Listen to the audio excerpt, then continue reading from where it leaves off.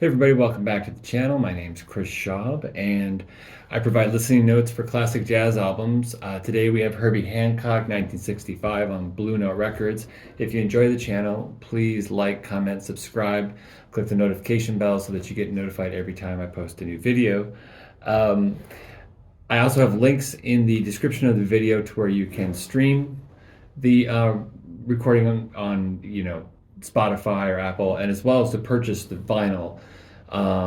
This is again a reissue from Kevin Gray, remastering at Coherent Audio for Blue Note, and the link to purchase it from Blue Note is in the description. It's a really great sounding reissue, so if you can't find an original vinyl and you're into vinyl, this is a great option. The price is not too bad, and they all are made very well. Actually, I was going to highlight that. A lot of the reissues, you got to be careful to not buy Wax Time or Doll or any of the European ripoffs because they don't do a good job. But you can see the Blue Notes, the labels on them are done well, they're centered. It's a nice quality feeling vinyl, and I've always had a good experience with them. That's not true for all the reissues that are out there. I might do a separate video on that, talking a little bit about sort of you're paying almost $30 for a reissue brand new, and it should be clean. It shouldn't have any dirt in the grooves. It should be well centered. The label, it should be well made. The edges where they cut the record after they stamp it should be smooth. They should take the extra second and actually do that kind of stuff, especially for the money that they're getting. So expect a rant video from me about this, because it's starting to tick me off that they're charging a premium price, and then sometimes they're going from not even an analog source, they're going from a digital source back to analog, and they're not really saying that. So the Blue Notes are really great that way because they do a really good job. They've hired Kevin Gray again at Coherent Audio to do a lot of these, and this is part of the classic vinyl series. So Herbie Hancock, Blue Note, the album is called Maiden Voyage. The liner notes on this one are really, really trippy. It's written by Nora Kelly, and she's written, I think, all the liner notes for Herbie's stuff on Blue Note. And they're wild. A single ship, perhaps on her maiden voyage, her mast a black spike against the sky, hovers near the horizon until da da da da. It's really an interesting read. It's really fun. It's really good. It's just less of sort of like a lot of the liner notes sometimes are sort of like hype or pumping the record or talking about the artist. This is just sort of like a little story to create like an idea of what I think Herbie was trying to convey with this record. So let's talk a little bit about some of the some of my notes, which are also in the description. It's a classic album. 3 of the tunes on here went on to be jazz standards: Maiden Voyage, Dolphin Dance, and The Eye of the Hurricane. But Maiden Voyage and Dolphin Dance definitely get called a lot as jazz standards on gigs. This album, all the tunes are by Hancock. It showcases Herbie Hancock as a composer. It was recorded again at Van Gelder Studios in Englewood Cliffs, New Jersey. A lot of the band who played on this, with the exception of Freddie Hubbard, were recently playing in Miles Davis's band and recording with Miles. So Freddie Hubbard is standing in for the Miles Davis on trumpet, obviously. But so it's a band that's been playing together, been recording together, and so it really has a nice synergy to it. It sounds like they've been playing together for a long time.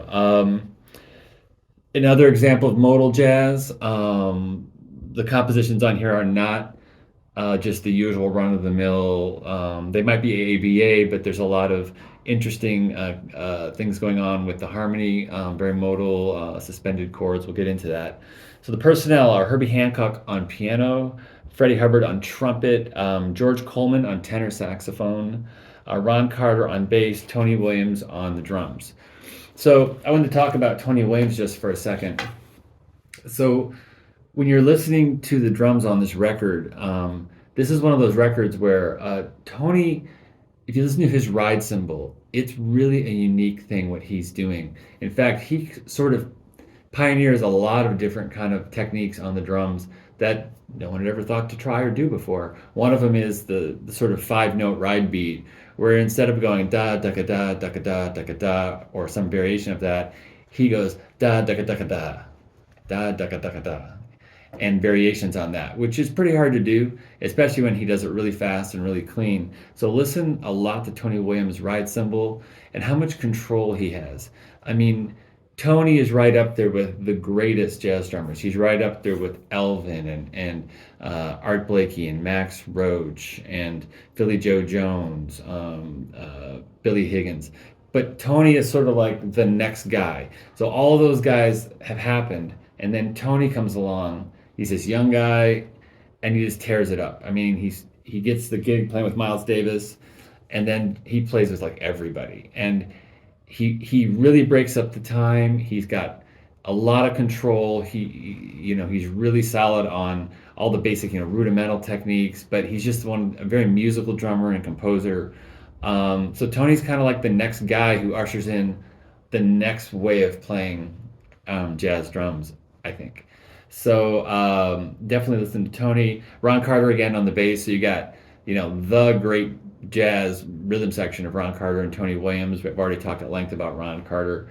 He's just a fantastic bass player, and so his command and skill matched with Tony's really on all the records they play together. It really is quite a combo. And Herbie Hancock on piano. Herbie's got all this tenure of playing with other people and Miles Davis, and now he's doing these records on his own. And he really stretches out here as a composer, and he's got a very big concept for this album that he's trying to get across. But it's a real relaxing album. It's Wants to Take You on a Voyage. It's a Maiden Voyage. So all the tunes kind of have this kind of a feel to it.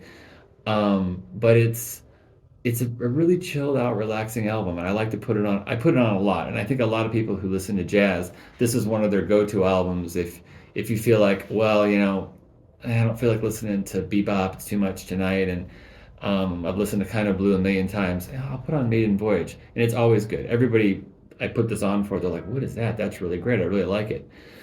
So let's go through the tracks. The album starts with track 1. It's Maiden Voyage, written by Herbie Hancock.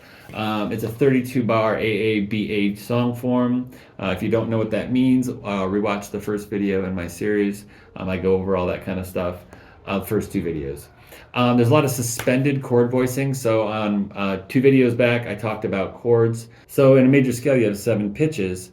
And a basic triad would be the first, the third, and the fifth pitch, do, mi, and so.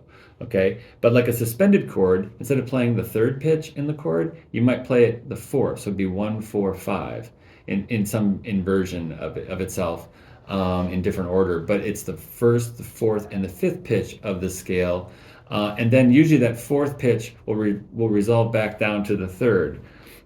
You can also have a suspension on the second. Instead of playing the third, so you're leaving out the third, playing the second, resolving up to the third, or just resolving back to the tonic. So a lot of suspended chords and voicings in the first track, Maiden Voyage. I guess the inspiration for this tune came from 8-1 on Miles Davis's ESP album.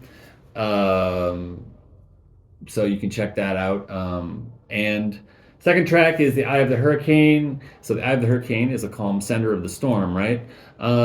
This tune doesn't really remind me of an Eye of a Hurricane, though it is it's very steady. So maybe that's what he was trying to convey. It's a 12-bar minor kind of blues form. Notice in the 7th bar, there's a meter change, meaning the actual meter of the song changes for a bar. Third tune is Little One. It's a waltz ballad, just a nice jazz waltz, but very modal. And then side 2 starts with Survival of the Fittest.